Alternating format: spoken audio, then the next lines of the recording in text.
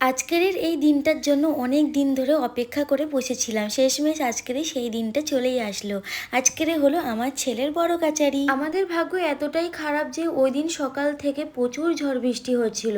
মাঝে মাঝে বৃষ্টিটা কমছিল, তাও আবার যখন বৃষ্টি হচ্ছে তখন মনটা খারাপও হয়ে যাচ্ছিল। তো বাড়ির আশেপাশে আমি আর আমার বর গিয়ে সব জায়গায় ডালা দিয়ে চলে এসেছি। এবারে আর বেশি দেরি না করে আমাদেরকে বড় কাচারির উদ্দেশ্যে রওনা দিতে হবে, কারণ বারবার বৃষ্টি আসছিল। আমার বাপের বাড়ির লোক অনেক আগেই চলে এসেছে। এটা হলো আমার ভাই, ওটা হলো আমার দাদা। দুই মামা মিলে গোপালকে কোলে তুলে এবার নিয়ে যাচ্ছে। আমাদের ঘর থেকে বেরাতে বেরাতে 11টা বেজে গিয়েছিল, আর গাড়ির ওখানে গিয়ে লোকজনকে নিয়ে গাড়ি ছাড়তে ছাড়তে আরো আধা ঘন্টা সময় লেগেছিল। এতটাও দেরি হতো না যদি সকাল থেকে বৃষ্টি না হতো, কিন্তু কি আর করা যাবে, মানিকের বড় কাচারি বর্ষাকালেই তো পড়েছে। সবাইকে নিয়ে গান বাজনা নিয়ে গাড়ির উদ্দেশ্যে রওনা দিলাম।